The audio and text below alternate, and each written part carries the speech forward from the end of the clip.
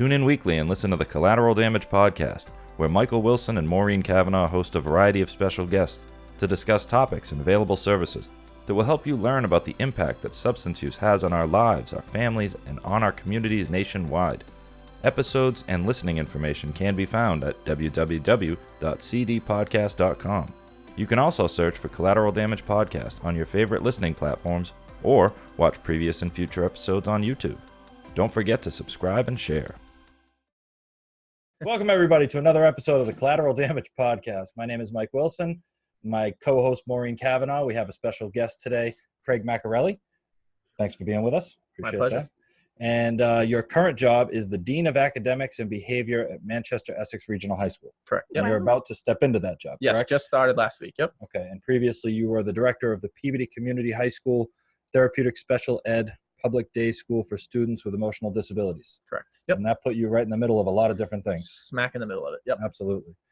All right. Well, so today, I believe we're going to talk about teen vaping, which will probably get us into some marijuana use as well, because the two seem to go hand in hand so often now. And I imagine, Maureen, you see some of this as well in your job, right? Holy cow, yeah. It seems like all the kids that's like the thing they're doing. They're all vaping. Yeah. Well, I mean, and it's not just, I mean, when I was a kid, I don't know, when we were kids, maybe, it was cigarettes. Yep. And, you know, cigarettes, they smell. They're hard to buy. They're hard to hide. And, you know, you need a whole pack. Yep. So you got to stash them somewhere. You need a lighter. They burn. They set off smoke detectors. And I think in general, there was just a lot bigger stigma around it too. Like, you know, it was always like the bad kids. That the bad kids But smoke. now, at least in my experience, this past year and a half has been like a whirlwind in public high schools where I can't tell you how many like MIA team captain suspensions there were for vaping. Wow. And, you know, it was. So for those that don't know, the MIA is the athletic commission that oversees high school sports in the state. Mm-hmm. And so any chemical health violation, cigarettes, vaping, alcohol, that gets you, you know, automatic certain suspensions, that kind of, you know, however they see fit. Okay. And so, you know, whereas what I remember in high school, middle school was it was the bad kids that smoked, you know, right. The rebels, so to speak. So that's really interesting because I'm younger than both of you. And I just heard something on the radio, and they were talking about that show Stranger Things. Yep. Mm-hmm. And it's set in the 80s. Right. And they were talking about all the smoking that goes on in that show. And that Netflix is getting some like pushback because there's so much smoking going on a lot on Netflix on these series. But in the 80s, when I was in high school, you were allowed to smoke outside. You just had to do it outside. I mean, which didn't keep anybody from smoking in the bathroom, but it was not that big of a deal. Right. You know, I have parents who, sorry to cut you off, Maureen, but like, no, that's okay. I've suspended kids for vaping or what, you know, and had the parent like, oh, I remember when I was in high school, we used to smoke with the teachers in like the little right. that they designate smokers, or it's true. Like a path, you know. So it's amazing how everybody stepped out. You stepped outside, but the teachers' lounge, when you opened the teachers' lounge, it was like a big cloud of smoke in there. Wow. Yep. So this is I never made it into the teachers' lounge. I feel like they intentionally kept me out. I don't know. Well, I wasn't invited, but I saw the door open. But it's really interesting to hear you say the bad kids, because it seemed like by the time you were in high school, it had gone that whole cycle to now it was bad. And now we're having another cycle to where this vaping thing, everybody thinks it's okay. Yeah, I think by the time, so I grew up, my adolescence, and it was the whole, if you smoke, you choke, you can't breathe, you can't breathe, you can't win movement, and the commercials. And I vividly remember, and actually, funny enough, as an in-school suspension teacher at the middle school level years ago, I used the videos that I remember watching. The commercials are on YouTube still that show like the tar pouring out of lungs, you know, and stuff like that, because that was, and I remember in health class, they had the little like model head that they'd smoke and it'd show you it come out of the throat. And it was like that visual, they made you scared of it. Yeah. And that, you know, I think it hadn't quite come, you know, back in the 80s or so and earlier, it was still kind of like, we know it's not great, but we don't know how bad it is. And then they started seeing all the cancers and all the different things. So they scared the hell out of us. And then smoking stopped for a while. I think they got teen smoking down to a single-digit %. The Truth Campaign and stuff like that, they were able to really bring it down, because smoking is bad. Smoking is expensive. Smoking is gross. Yep. I mean, that was what the campaign was. It's gross. It makes your teeth yellow. You smell terrible. Yep. You can't afford video games. Like, I think they brought it down to Right. So look a what they single did digit. now. Same manufacturer, same companies. Well, are then they all came now, up with a fruity alternative, Yep. a fruity, a Unbelievable. chemical-free alternative. Throwing chemical-free in quotes because, it is vapor, and they did take out all the carcinogens from the cigarettes. So it does seem, the same way that I used to smoke American spirits, and I'm like, oh, it's better than cigarettes. It's really not. Nope. So I see this all the time in my office when I'm sitting with a family, and it never used to come up as a topic. Was, I would get, so what is your loved one using? And they would be like, well, heroin, cocaine, alcohol, pot, benzos, and then vaping. And now it's like, actually the parents have concern over vaping because they're vaping aggressively all day long. When you're 16, 17 years old, getting a hold of cigarettes and creating enough space between you and the people that will challenge you to enjoy them is hard. It's hard to carve out enough time to smoke a cigarette and not get caught. Yep. With vaping, it's not. Nope. It happens all the time. Right. Bathrooms as you're walking down the hall. It's so concealable. It's so that the things that create that stigma for Mhm. cigarettes are almost completely eradicated with the vaping and the Juul stuff. It doesn't really smell very strong. It's got an odd smell. Like, I now know what it smells like, but it's just kind of like a stale air, but it's definitely not as pungent as a cigarette. Something was smoked there. You just don't know. Yeah, what? you can't quite tell what it was, and some of them set off fire alarms. Some really. Don't. It was always funny listening to the walkie. Last week of finals this past year, 7:15 in the morning, boop, alarms going off. Custodian, it's the boys' bathroom. So some of because there's a difference between the vape device, the Juul device. Now the kids are even bringing in the THC and CBD stuff, the pens. And the scary thing for schools is that it's also concealable. It's super easy for boys and girls, whether it's in the bra, in the underwear strap for boys, and you kind of don't know. You can't touch kids, you can't search them, right? So it's that's limited. It's a challenge, yeah. They have vape detectors in some schools, I think, but I've always challenged that. What does that actually do? It tells you that someone vaped there. It doesn't tell you who. It doesn't tell you when. Does it tell you what? I mean, because it does it test the difference between CBD, THC, and vape? As far as I know, no. Because they don't smell. I mean, my understanding, I've never hit a vape pen for THC because I got sober before that happened. I'll be honest with you. If I hadn't, I probably would have tried it because I love to smoke pot when I was using. So, but they, my understanding is they don't smell like anything. Right. Nope. As far as I know, that's crazy. Nothing. And they have flavors and stuff like that for it too. So it's interesting that they're able to create flavors for the THC. For the THC, yeah, you can get Starburst and watermelon. All I think I've seen people with root beer flavor. How are kids defending against that? I mean, the stuff I had when I was a kid was a bag of sticks and stems and a few seeds, and I think there might have been a bud in there occasionally. It's a different game. Yeah, and this stuff is insane. It's potent. It tastes great. It's easy to hide and conceal. It's extremely social. And you just pass these vape pens around. Boop, boop. Yep. It's easy. It's unbelievable, isn't it? I'm happy I'm 42 and not 14. I don't envy the life of a teenager right now. They're not equipped with the capacity to handle these challenges, whether it's the social media stuff, whether it's vaping, whether it's and it's scary because they don't. My line to every teen that I've worked with, going through stuff like this is, look, I'm not naive. Yeah. You're going to do things in high school. That's what you experiment. It's that age where you're wondering, you're starting to be able to think a little bit more critically, but not quite critically enough to understand the weight behind your decisions and the gravity behind the things that you're doing. And, it took some really, and even parents, I feel bad for parents too, because novice, I had a parent, for instance, 2 years ago who had gotten his daughter through custody, had never had full custody of her, taking in a 14-year-old with some pretty heavy trauma and emotional, irregularities and had no clue what to do in the first place. And then, his daughter, who was one of our top academic students, never really a behavioral issue, a lot of depression, things like that, was vaping so much that and I may have shared this story with you off, when we first started talking about this topic, but this girl smashed my coffee pot in my office, went berserk.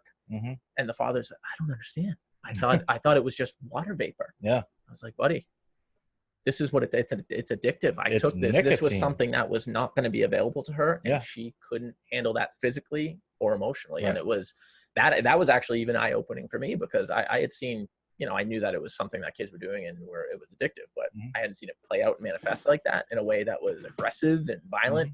But it's crazy. If you look at, and Maureen, I know you see this. I know you see it over, where you work, and I know you see it in your job in this industry. But everyone that I know that stopped using drugs, that smoked cigarettes, these people quit heroin, meth, crack, benzos. Like, they pulled themselves out of the gutter to go to treatment and get off of these highly addictive substances that kill people on a daily basis. And still, one of the last things they're able to give up, because of the highly addictive nature of nicotine and whatever form you do to get it into your body, it's the last thing to give up, because it's even more addictive for most people than those other substances. Yeah. I mean, there's still a couple of detoxes in Massachusetts where you can't smoke, and there won't be any beds at all. Somebody will be literally dying and be able to get into detox and say, oh, I can't smoke. I can't go there. Yeah, I'm not going there. That's crazy. Oh yeah. I've had students say it. Yeah. Going to Castle. It's amazing. Nope. Well, think about what cigarettes, so this is back when it was 20 cigarettes in a pack, right? So, when it was just cigarettes, it wasn't just the nicotine and it wasn't the carcinogens. It was 20 events, right? So if 20 cigarettes tied to 20 events throughout the day, waking up, eating, taking a nap, going to bed at night, driving in your car, drinking your coffee, whatever the 20 events were, it wasn't just the nicotine. It was the attachment to those 20 events, right? Right. And so in addition, now you take vaping, where it's not just 20 events. It's whenever you get a chance to pull it out of your pocket, or more importantly, just hold it in your hand. It's more valuable than the cell phone to some people. It's like in there, and they're just hitting it all day long. Yeah. I would have students tuck it into their sleeve. Sure. Yep. And then when they blow it up their sleeve. Yeah. Anything it takes. Man, genius. Yep. The genius. Yep. But it's it's now been going on long enough that I think some of the medical scare, you hear the popcorn lung and different things, and some people call, BS on it. But I had 3 or 4 students this year, both male and female, who were in and out of the one was in an asthma clinic. Others were just constant bronchial issues, and the parents were like, I don't know what's going on, stomach issues. And I'm like, your kid is sucking down the juices of this really, like, there's not a whole bunch known about it quite yet, at the early stages, like cigarettes were at one point, where they know it's bad, but they don't, I don't think they've seen enough. There's enough research available, but I'm like, it can't just be coincidence. Well, here's the thing, right? So I remember my grandparents saying, well, we smoke because we didn't know what was bad for us. This is like in 19 whatever, billion years ago. And I remember saying to them as a young kid, how could you not know? I mean, how could this be not, how couldn't this be bad for you? You're smoking and you're dragging smoke into your body. And now it's the same thing. It's not as bad as cigarettes.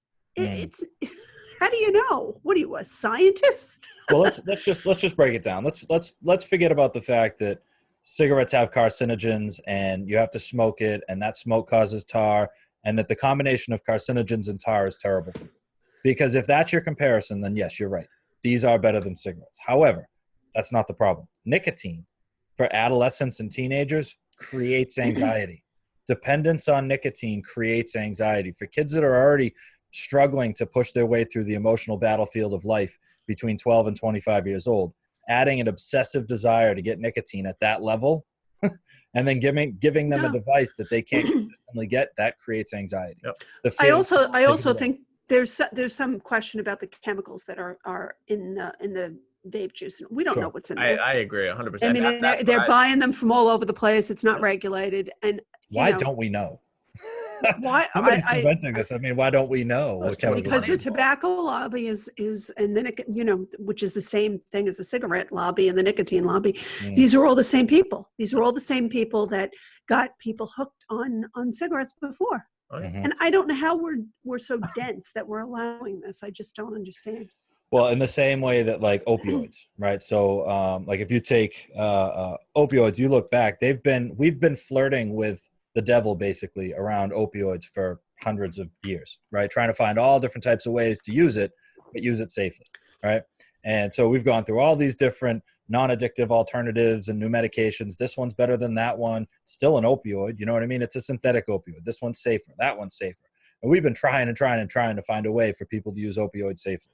And I feel like we've been doing the same thing with cigarettes. Yep. You know what I mean? People want them. People want to sell them.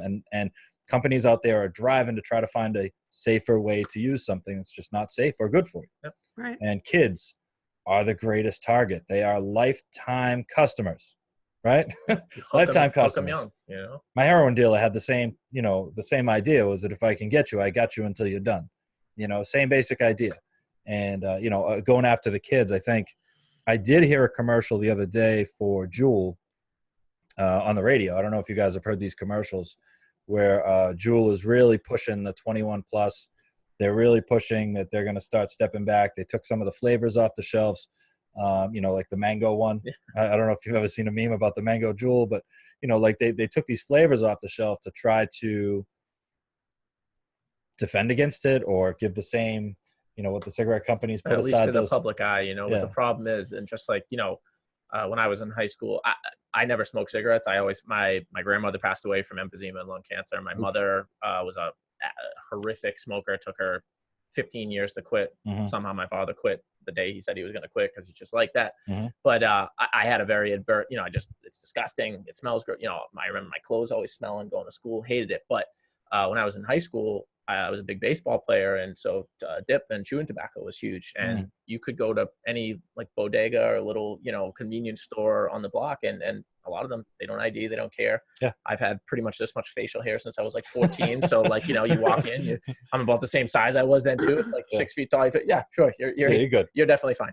Yeah. And that's the case today. I ask my students all the time. I mean, they I was lucky to, in the environment that I worked in previously, to develop some really good relationships and trust with the kids and have good conversations with them, knowing they weren't just going to get in trouble. And I'm like, look, how are you paying people to get this for you? You're like, no, you just find your store in your neighborhood, wherever, and that's it. They'll sell it to you. They sell, and it's expensive. I mean, it lasts longer, but I think a pack of pods is like $60 or something like that. But these kids rip through those things. It's where are they getting the money from? That's the killer. I mean, my view on that is their parents are probably supplementing their income to some way, and maybe not knowingly, but they're participating in that. Yeah. Mm-hmm. Yeah. I mean, I give my kid money. I don't know where all of it goes. Going to the movies. All right, here's $20. I need some gas. Here's $20. Yep. 3 of those, and you got 60, and you got yourself a rack of Juul pods. Yep. So I'm hoping that's not what's happening. I'm just saying it could be. Yeah. I think it's a combination. My view on it is definitely a little bit limited because, unfortunately, typically the population, and the parents I was working with weren't always the best parents on the planet, which is why their, children ended up kind of in the situations they've been in. But my experience with a lot of them is they were consciously buying it. They looked at it as, well, like what we've talked about, it's better than cigarettes. At least they're doing helps this. Their anxiety. At least, they're doing this. I'm like, except no. But that was their perspective on it. And I literally, and I'm going to kind of repeat myself again with the story that I told you, but the parent of the student who smashed my coffee pot, his idea was, wow, I just bought this for her yesterday.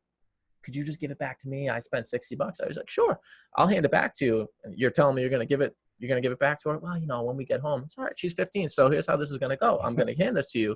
And then I'm immediately going to pick up the phone and file a 51A on you for abuse and neglect of a minor. Oh. And he's like, oh, what do you mean? This is a retired police officer of like 30. And he's like, oh, what do you mean? I was like, it's nicotine. It's not okay to do. This is illegal. It's a drug. Yeah. And you're saying that not only did you buy it, but if I give it back, you will continue to let that person I have every, and I'm sitting here shooting myself in the foot. Like I could have filed already, but it's like, you want to give them, make it a teachable moment and not always make it hurt.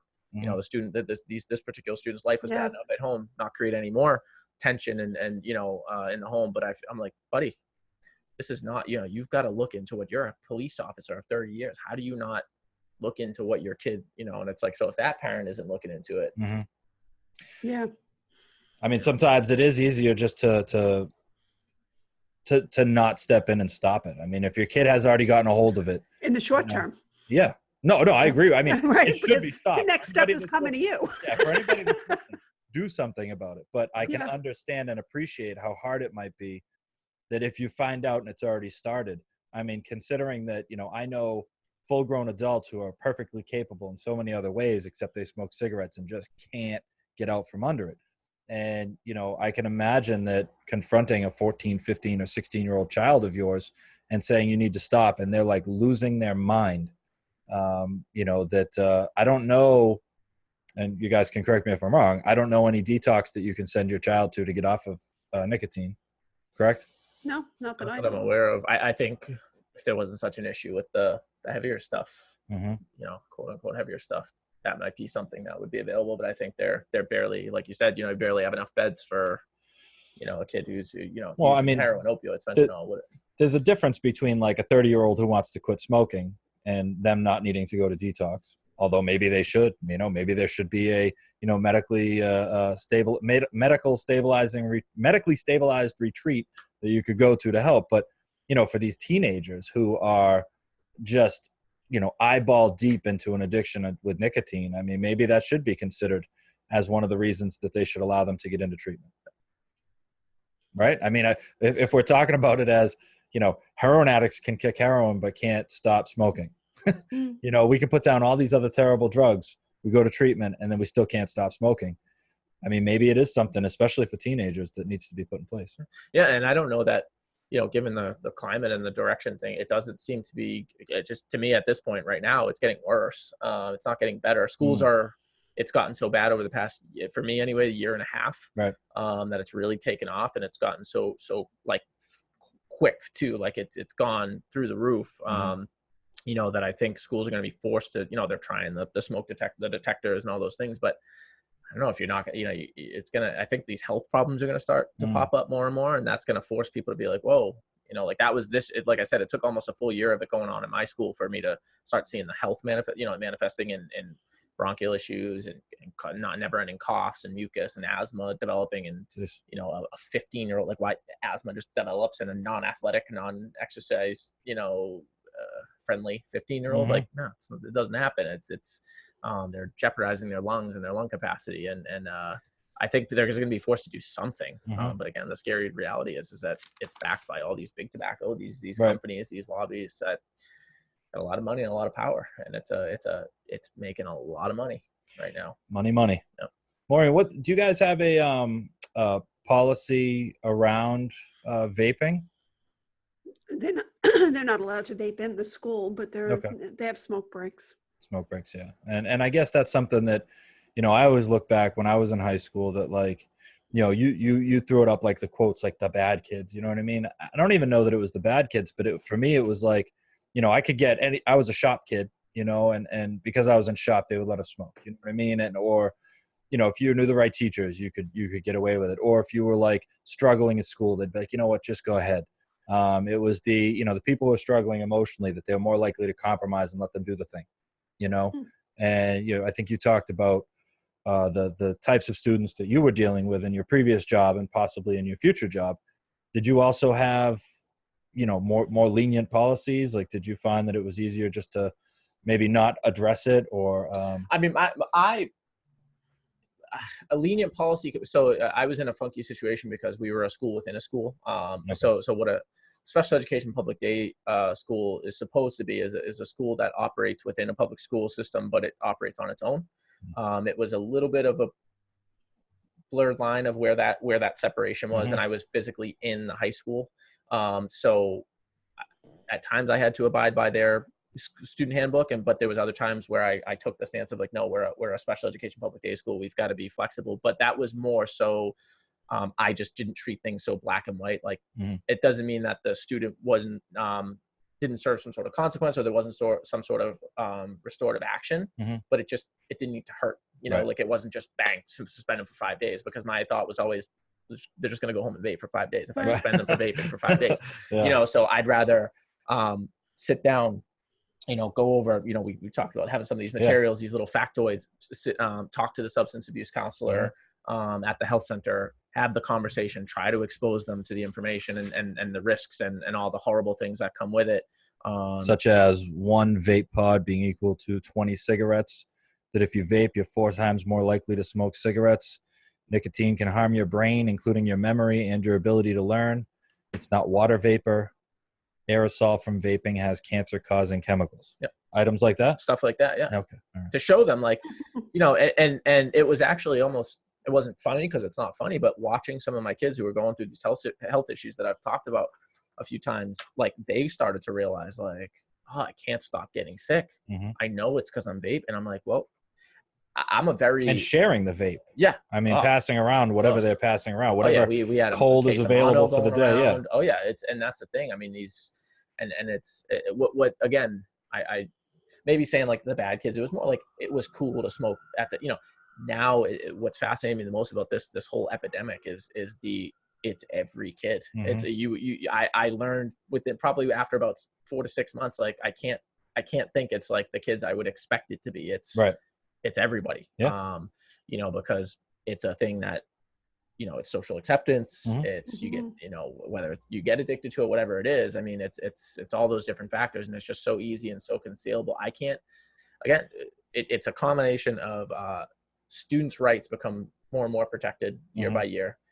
Students can't to get arrested in a school building nowadays is next to impossible. I mean, you have to do basically the violations that get you expelled. You've got to put hands on staff, or you have to be in possession of, or clearly on some sort of controlled substance, alcohol. Wow. Whatever.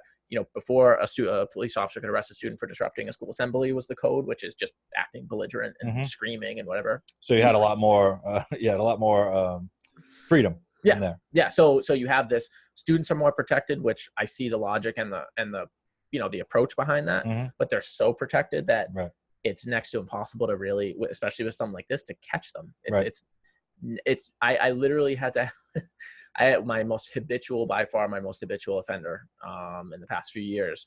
The only time I caught her was when she literally was in the middle of telling me and another administrator, you've never caught me vaping. I don't vape in schools. Bends over to tie her shoe, falls out of the bra. And it was almost like, you want to laugh, but it was like, geez, like, they're just, they get creative, and it's tough. I mean, they're learning how to behave like addicts, lie, manipulate at a very young age. And they're developing life skills. Yep. Well, I read something once that the gateway, we all worry about gateway drugs, right? About marijuana, about alcohol. And I read somewhere that it's nicotine. It's not, everybody that's used drugs started with nicotine for the most part. They, and let's face it, you try things like that to fit in, or you try maybe you continue to smoke to calm your anxiety. Right. But these are all things that people need to learn how to do without drugs or alcohol, because the next step from nicotine is or vaping or whatever it is, if that's the reason you're picking it up, which it almost always is, one of those two things. It's the next step is drugs. Well, this is, adolescent development. Adolescent development is all about developing life skills to deal with all the stresses and anxieties that you're unfamiliar with. I mean, this is a developing to an adult. Yep. Like, how are you going to deal with things as an adult? This is where it's all formed. We've stopped doing that, though. We've stopped even dealing with things. We get medicated for them. They smoke. They do that. I mean, even as adults, we do this, right?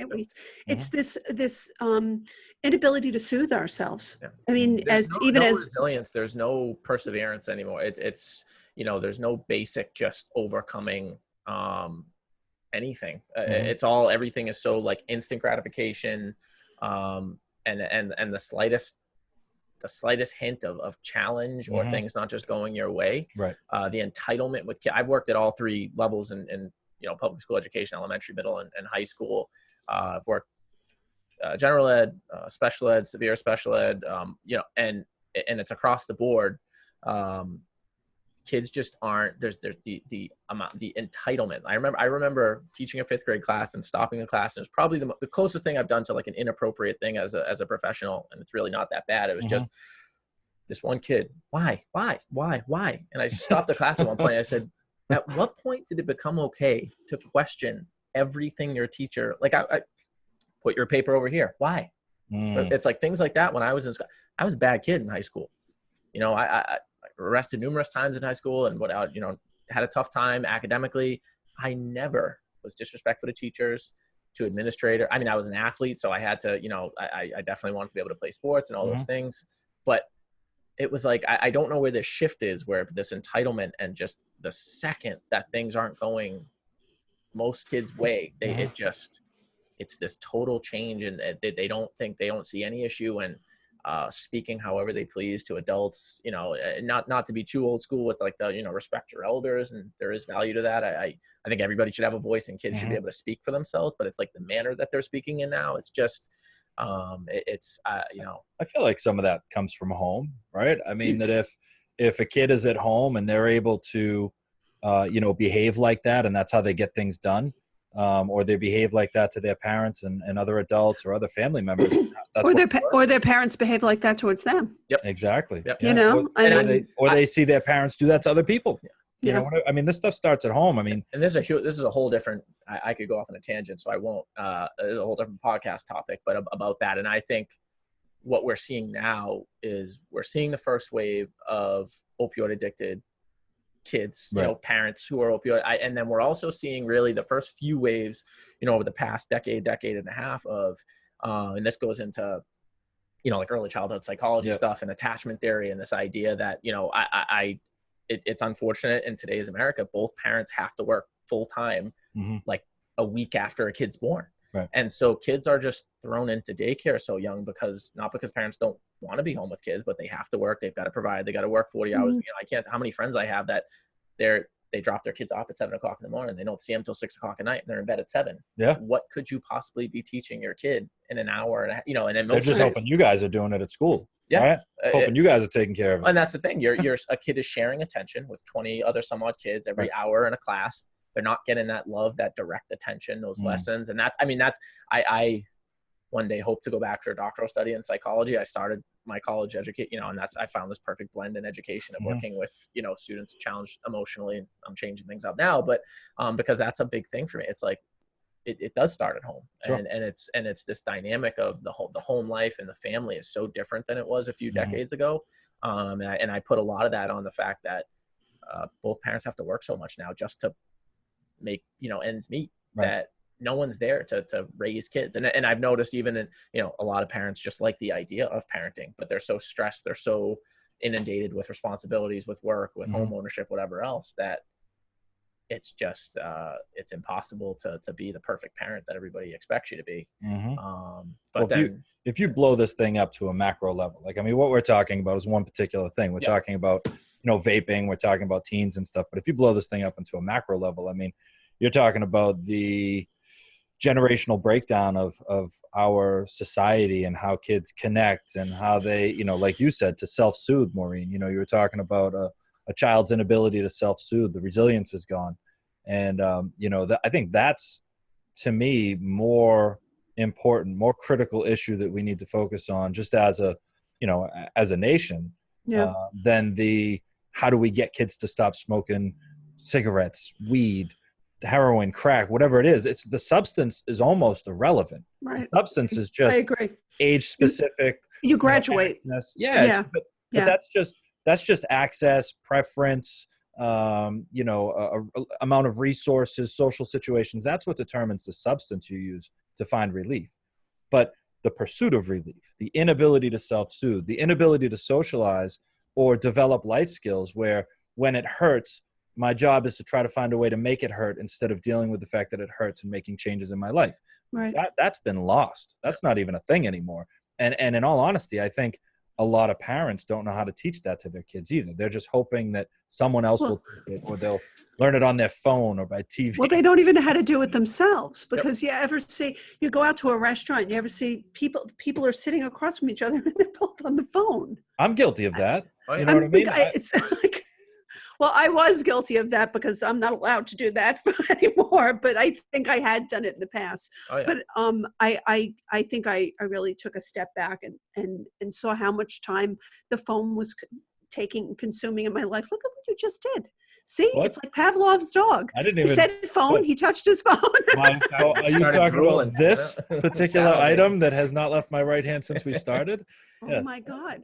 The last 3 weeks, I've been away. I've been doing different things. And I keep forgetting my phone places. And I think to myself, my God, I am actually, that's awesome. It's awesome. I can't find my phone. You hear it ring and I don't know where it is. And I think that that's a really good thing because I've stopped like being such a slave to the phone, but I think people don't even know how to interact with one another, you know? That's the thing. And I hope my wife never watches this. I'm sure she will because she's going to kill me for saying this, but I will give her credit. She'll also admit that it's a real something thing that she struggles with sure. Like using the phone. But I always say to her, it's like everything has got to be take a picture, take a video. I'm like, or you could just live the moment, sure. You know, like I get it. You want to capture certain things and that's good and well. But if that's all you're doing, you're not actually living in the moment. You're just capturing fake moments for people to tell you that it's good and awesome on social media or whatever. And it's tough, but you know, so my generation is kind of right in the middle. Like you're on the cusp. Yeah, I'm 30. So I fall right into that generation where we kind of we were young, but at the beginning of the social media revelation and, you know, phones were just starting to get, you know, like I remember when the Sidekick came out and you could flip a phone and like, it was like, whoa, you know, this is that's tricks. It's it doesn't just fold open or whatever. And, or it's not just flat in the Nokia or whatever. And, you know, but so we're in this, my generation's in this constant struggle of that, but, it's hard not to get it's so easy. Like everything you love and want to think about and talk about all the time is just available. Just a click away. It's just boop, boop, boop, you know, like, and it's even removed that now it's like, you know, to round it back to schools and stuff like that. Like, you know, there's apps that will figure out like high level algebra and geometry and stuff for you. And so like now kids, like not only can they not try to find information or think on their own about just like general topics, they got to ask Siri, but now it's even like comes to school and it's like, you download an app and it tells you what some crazy quadratic equation answer is. Right. Like, Jesus, I mean, I have a tough time inputting math into a calculator and that's its job, you know, but now it's just crazy how, and I, you know, I've had this conversation with several of my, and I tend to find the gaming and the social media stuff tends to be more male students, especially the gaming, you know, the Fortnite and that, they create this digital personality that if they could like carve out who they want to be, that's who their digital personality is. And that's the closest thing to reality for them. And they don't even know how to be a real thing. They're so used to creating this alternate reality, this fake thing for themselves. I think like, anybody Black Mirror on Netflix? Oh yeah, love like Black that Mirror. Type of stuff. Like, oh my God. You know, like it's, and I've had that conversation with a couple kids where I'm like flat out, and I'm a very blunt, you know, like when I'm working with kids, I don't try to sugarcoat things, but it's all in a very, you know, therapeutic way. I'm like, you know, that's not really who you are. Like those things that you're saying to this kid or whatever, like this is who you have created on Fortnite or whatever. And or in your Finsta, you know, the idea that you have a fake Instagram. You know what a Finsta is, right?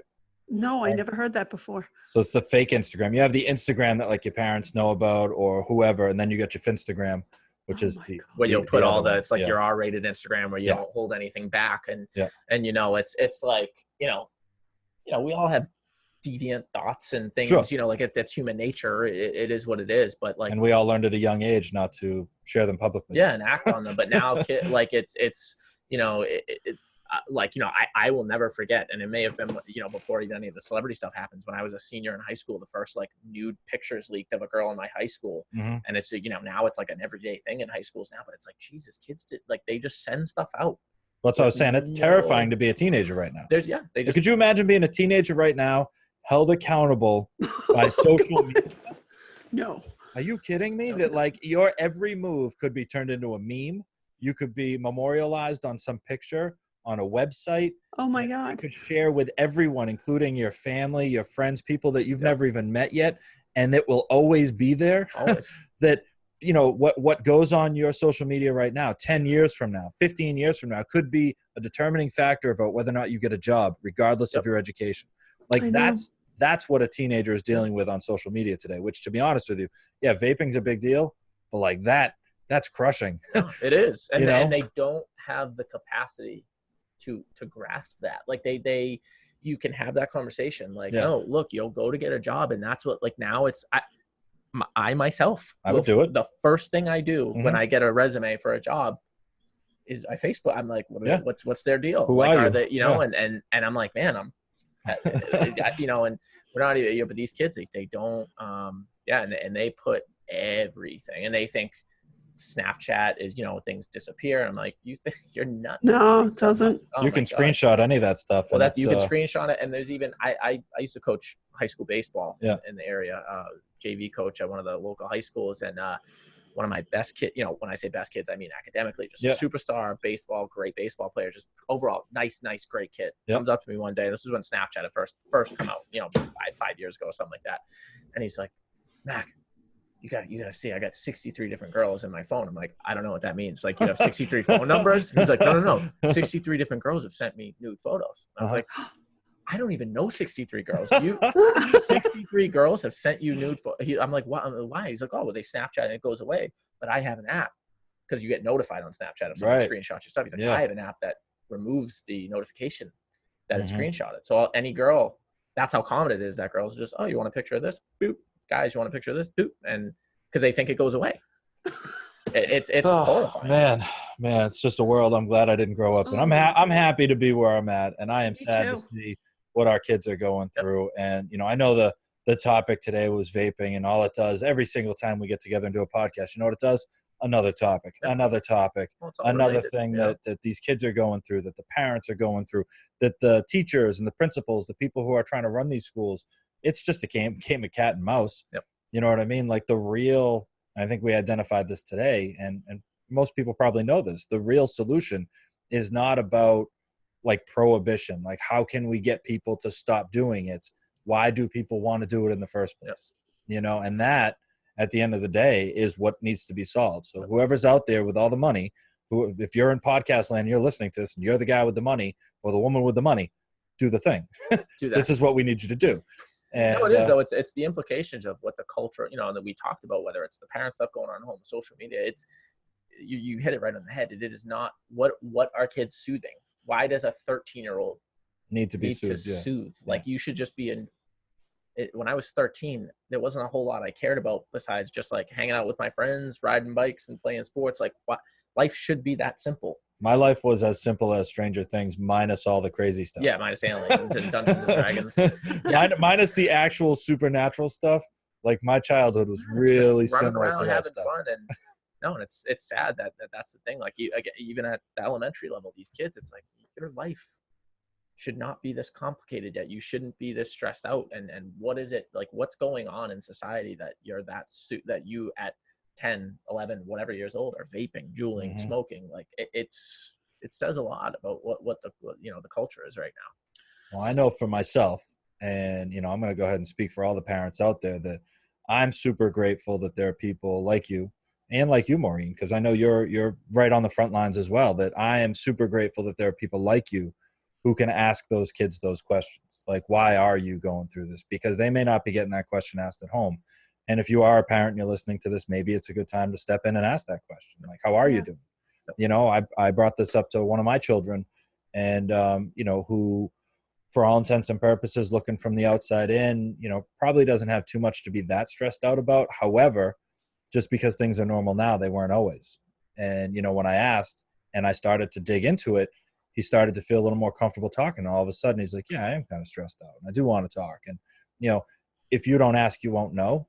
And I think it's like, if you don't see it, like, what do you say? If you don't see it, it's not happening. It's no news is good news, you know, type of thing. Like, if they're not bringing it to me, it must not be that bad.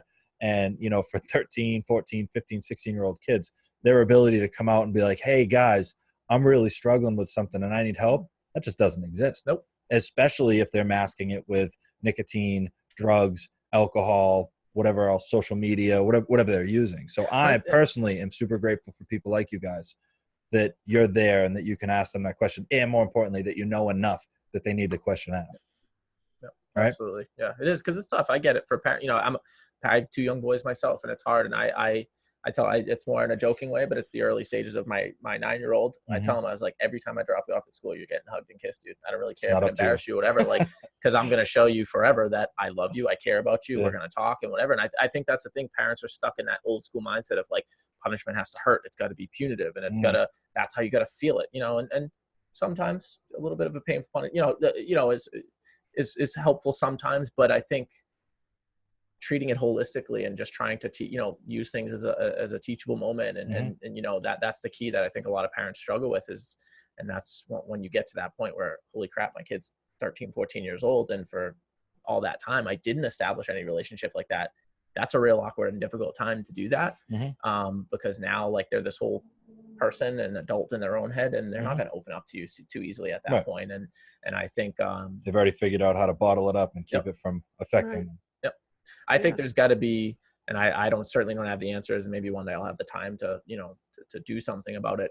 But I think it starts with like parents need to be more educated from the get, not when they're doing these things. It's got to be like, I think almost, and I know it's like it's always that line of like living in a free country and not some like dictatorship type, but I feel like it should almost be mandatory. Like, well, wouldn't it be cool if like after you got pregnant you had like an amount of time, like a measured amount of time to prepare? Like every pregnancy would be roughly a certain amount of months, like and 9-ish, somewhere between like months. 6 and 9, you know what I mean? And that during that time you had to at least participate in some sort of thing to prepare you for this human life that you're going to be responsible for in the not too distant future. I mean, you got to take like a lot of these like loan programs, you got to take classes just to buy a house, but you don't have to take one to have a baby and like raise a human. I don't know. It's have a gun, drive a car, get a license. I mean, there's a lot of different things that we could put in here, and you're right. It's a good thing. I love the world that we live in where I don't have to do something like that. However, it'd be nice if they were available. Maybe they are. Maybe our listeners know where they are, but it's, I feel like every time we talk about any issue, it all circles back to why are people doing this? And, every podcast that we have, every conversation that I have leads me more and more to believe that we are slowly slipping away from the connection that we have with each other, with our kids, with our family, with our friends, with our schools, stuff like that. And, I do blame these devices. I do blame the Black Mirror, because for anyone that didn't know, that's what this is all about. It's this Black Mirror. And, the screen of the phone. Yes, now you know. Or the screen of your television, or any screen is the Black Mirror. And so, the idea that the more connected we get via social media, the more connected we get by the internet, the more connected we get that way, the more disconnected we are with human beings and people. Matter of fact, you're listening to this on either a radio or in your car or on your phone. You're not actually here with us. We're connected, but we're not actually talking, which is weird, right? And so, it always comes back to this. And I think that this is going to end up being another topic, and, which is, what would it actually look like if we went backward? You know what I mean? Like, how far back would we have to go? Some things, How far back would we have to go? I mean, I would never promote anything like this. Let's just start with that. But, if anyone's ever seen the movie Fight Club, that was what they were all about. You know what I mean? It was this anarchist approach, but they were trying to set it back. They were trying to reset all this forward momentum, this technology, the stuff that had, taken humans prisoner and disconnected them from everybody. And, there's lots of movies about that. And there's a reason why. And there's even less, I don't know what kind of movie I want to call Fight Club. I don't know, R-rated, a graphic movie. Sure. WALL-E, which is a kid's Pixar movie. I love WALL-E. It's a great movie, and it's all about that, like the future of what it's going to look like if we all completely disconnect. Have you seen WALL-E, Maureen? I haven't, no. All right, so listen, WALL-E is, and I'm glad you brought this up, because I talk about this with my kids all the time, because I've watched WALL-E. I watched WALL-E, that's WALL-E, WALL-E. Yeah. And a little robot, and his mission is to go find this little plant on this planet and get the green back. And, it's a really cool movie. But, as we get further and further along in these devices where people are wearing the virtual reality, and, it's all about being comfortable while you're on your social media, that this movie actually takes it as far as you can go. And people are so overweight because they haven't moved. They're all in these little motorized chairs. They don't know how, their muscles have clearly atrophied because they can't literally walk. Are physically incapable of doing anything. And then like, you know, they're living out in space trying to find another place, but they're all just connected socially. None of them are talking or interacting. And like, what was the other movie that was it was filmed in Boston with Bruce Willis? Surrogates? Yes. Did you see Surrogates? This was another movie. Maureen, you've got to watch these movies. What are you doing? What is wrong with me? I'm gonna send you a list. I'm gonna send you a movie list before we do the next podcast. Okay.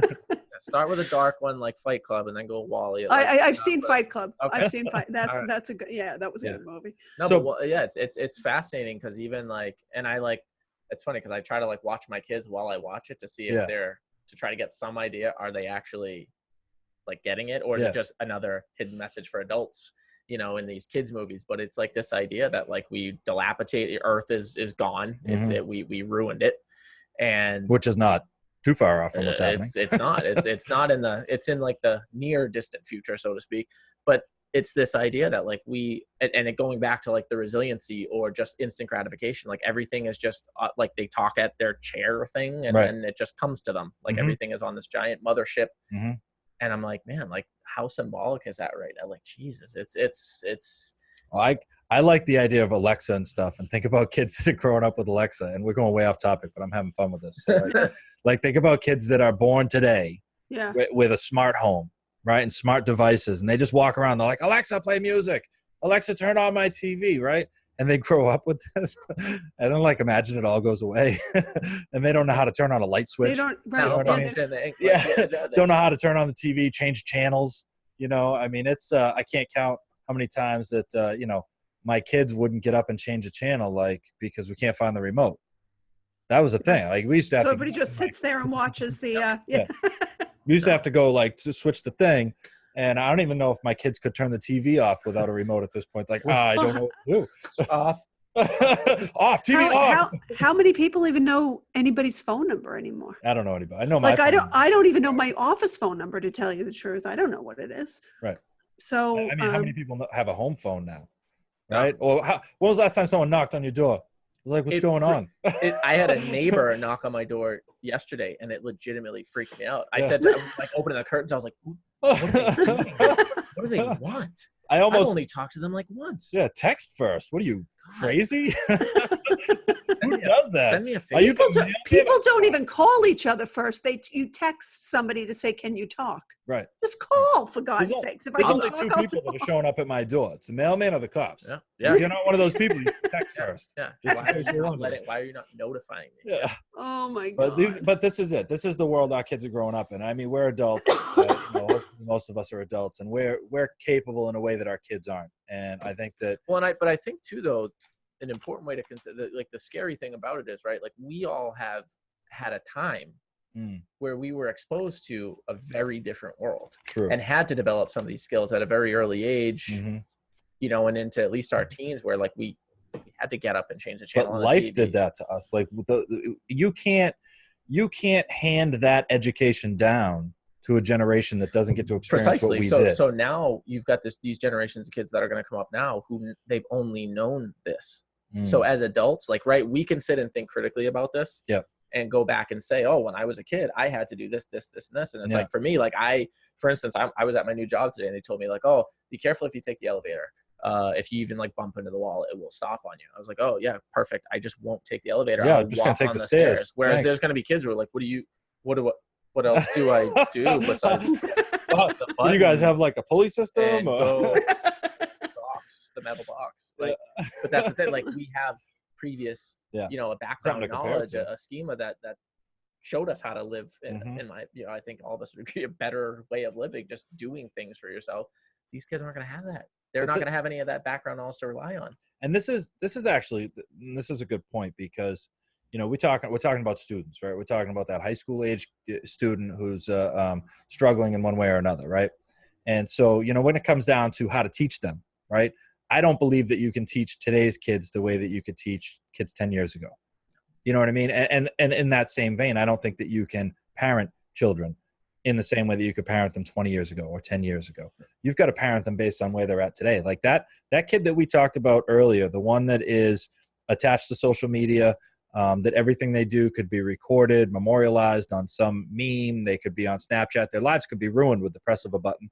that they are feeling the squeeze of society, growing up in a world where they're completely disconnected. Like, we can't parent today's kids the way we were parented. Nope. And what that requires, like you said, education. Yep. Right? We're going to have to educate ourselves, because I wasn't brought up in this world, not the one we're in today. Mm-hmm. And I don't know how to parent my children in it without asking for help. And, I think that for the people who are out there listening to podcasts like this, or going to groups or classes, or just watch a video, how to Google it. Like, how do I parent my child today? And try to get that information. Yeah, that's that healthy middle ground we need to find, is that people are willing to say what you just said. Yeah. I don't know how to do it without help, as opposed to this total black and white approach on one end of the spectrum or the other. My way was the only way. My parents raised me like this is how I'm going to raise my kids. Or whatever. And your parents made you walk 17 miles through the snow uphill barefoot to get to school. Like, that's not a thing today. No. Like, my kid, I can see my son's high school from my house right here. And I will tell you that he did not walk to school a day while I was parenting him. And it's not like I didn't feel the need to make him suffer on his way to and from school. Like, I didn't feel the need to do that because I was up. Why wouldn't I do it? So that wasn't a life lesson I was trying to give him. But I did. I walked. I trucked across, probably a mile and a half. I rode my bike, showed up with a wet butt because my seat was wet. Like, I did all that weird stuff. But kids today they're in a different place. And then we have all these grandparents raising grandchildren. That's right. So then you're skipping an entire generation, at least that's a little bit closer to the children that are being raised now. Yep. If my grandparents raised me, oh my goodness, there would have been like too big of a generation gap. Yeah. I mean, I can't imagine raising a grandchild right now. Like, you just, what did you call it? A finster? Oh, Finstagram. Yeah. Finsta. I'm like, what the hell is that? Yeah. And I'm pretty good. I mean, I'm in the middle of a lot of stuff, so I know what most things are, but I didn't know what that was. Yeah. And your kid comes back and he's like, someone was messing with my Finsta. You'd be like, who's Finsta? Is that one of your friends? Yeah, wasn't that in a cartoon? Does he go to school with you? Who's that? Cool. Is that kid you've been doing drugs with? Cool nickname, Finster. Oh, God. All right. Well, you know what? I will say that this is a fantastic topic, and we are going to circle back. And I would like to thank you for joining us today. This was great. I really appreciate your insight, your input, and the perspective on this. I think is shared by most people. That teenagers vaping, and the things that the things they're using to self-soothe and escape. I don't think prohibition is going to be the factor here. I think we're going to have to approach them differently. And I think so too. I'd love to see more and more services available, whether it's smoking cessation programs in schools, recognizing it as a real issue instead of pretending it doesn't exist and just trying to prohibit it and then punish it out of them, because there's a reason they're doing this and we've got to get to it, whatever it might be. So, no, there are good people taking and I'll say Michelle Lipinski, at the North Shore. I mean, she's awesome. Just a workhorse. I don't know where she finds the time or the energy to do the things that she does, but I can tell you, having sat on, developing the positive alternatives to student suspension program and being a part of that, her brainchild, it's things like that, educating. It's, a kid did something wrong. We're not just going to punish them. It's set them up with a clinician, figure out what's going on, right. Educate the parents, let the parents know, like, no, it doesn't always need to just hurt. Like, let's learn from this. And that's, hopefully there's enough people like Michelle. I like to think hopefully one day I'll have the time. I know I have the passion. My life right now with young kids and whatever, but I think there's enough of us that want to do these things because it's hard work and it's tiring and it's taxing and it wears on you. But someone's got to do it, because I do think education for both parents and kids is the only real way. Trying to, like you said, treat it, like this prohibition type thing. Like the kids are wrong for doing it. Right? Kids don't know. They don't know. They don't know. And it's prohibition and the war on drugs, whatever you want. It's failed time and time again, because that's not the answer. It's right. From president to president to president. Ever since it's been tried and tried and tried, it fails us. So this would fail us as well. Yep. All right, everybody in podcast land, thank you for listening, and we will talk to you again soon. All right. I would like to thank all of our listeners for joining us today on this episode of Collateral Damage. As always, if you'd like to find out all of the different ways that you can listen to and subscribe to our podcast, you can visit our website, which is www.cdpodcast.com. There are many different ways to listen, download, and subscribe, so we encourage you to choose the one that is most appropriate for you. And as always, we would encourage our listeners to get informed and stay connected. Thank you for joining us.